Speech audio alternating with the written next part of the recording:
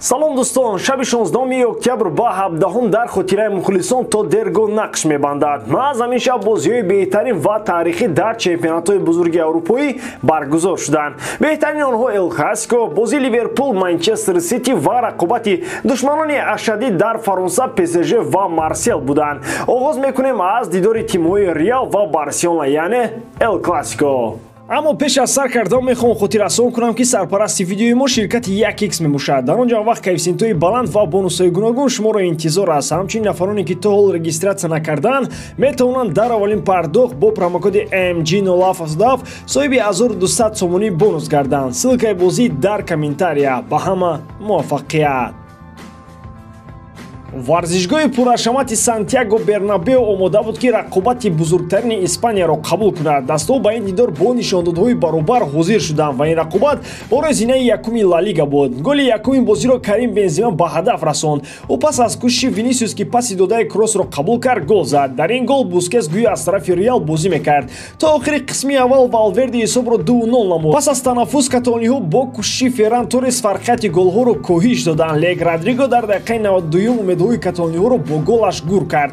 дар рафти бозӣ футболбозони Барса мисли аълохонҳои мактаб рафтор мекарданд. онҳо пасҳои дуруст дода аз хато кардан метарсиданд. ин аз хави ба онҳо расидааст. реал бошад ба масте монанд буд ки нав аз майхона баромадааст, аммо чӣ кор кардан ва ба куҷо рафтанро медонад. натиҷаи 3-1 ва реал садри ҷадвали чемпионати Испанияро ба худ бармегардонад. аз бозиҳои дигари даври гузаштаи Ла Лига метавон ғалабаи Атлетикоро бар Атлетик бо шарофати голи Гризман таъқид кард. дар Англия бозии асосии рақобати дастҳои Ливерпул ва Манчестер Сити буд. ду наҳанги уқёнуси калоне бо номи Премер Лигаи Англия. дастҳо дар ҳолатҳои гуногун ба бозӣ ҳозир шуданд. дар ҷадвал Манчестер Сити дуввум ва Ливерпул 12 буданд. 13 хол онҳоро аз ҳам ҷудо мекунад. дар нимаи якум Ливерпул бо он машғул буд ки бозии Ситиро кушад. метавон гуфт ки инро хеле хуб дар амал шогирдони клуб татбиқ кардаанд.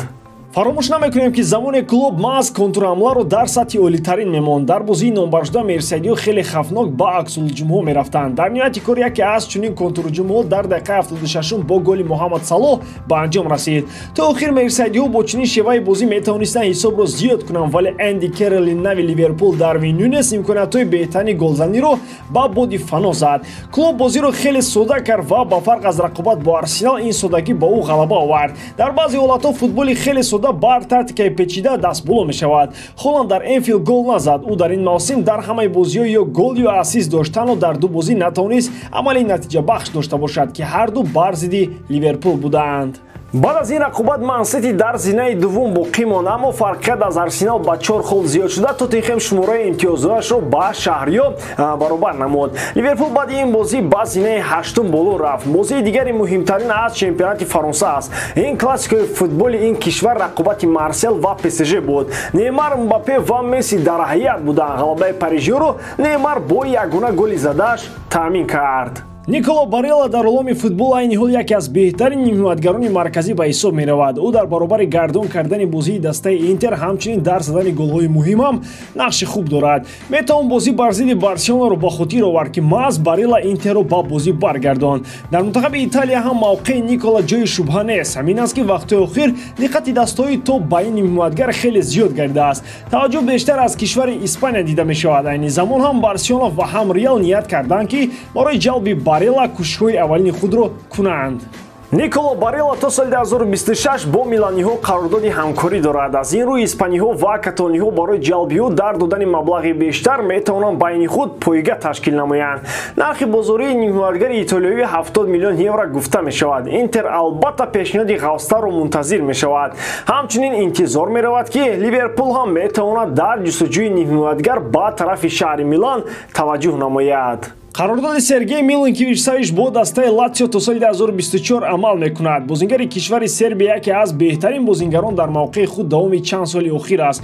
бо сабаби таваҷҷӯҳи кам ба бозиҳои Латсио маҳорати Милинкевич ҳам дар аксар вақт паси парда мемонад. вақте ки Инзаги сармураббии Латсио буд, ин нимҳиматгар куллан ба сатҳи нав баромад. ӯ қаблан иштибоҳҳои кӯдакона мекард ки аз боварии на он қадар хуби бозингар дарак медод, аммо Инзаги ин мушкилиҳояшро бартараф намуд. сармураббии кунунии Латсио Маурисио Сарри ҳам бозингари сербиро хеле хуб истифода карда истодааст. роҳбарияти Латсио мехостанд шаҳрдомаи Милинковичро тамдид кунанд, вале ӯ ба ҳамагон нишон дод ки мақсади рафтан ба дастҳои дигарро дорад. барои он ки Латсио соли 2024 ин футболбозро бепул аз даст надиҳад, римиҳо нақша доранд ки тобистони оянда нимҳиматгари 27-соларо фурӯшанд. айни ҳол ду даста ба Милинкович таваҷҷӯҳи аввалин дараҷа доранд, яке дастаи Арсенал ва дигари клуби Парис Сен-Жермен мебошад.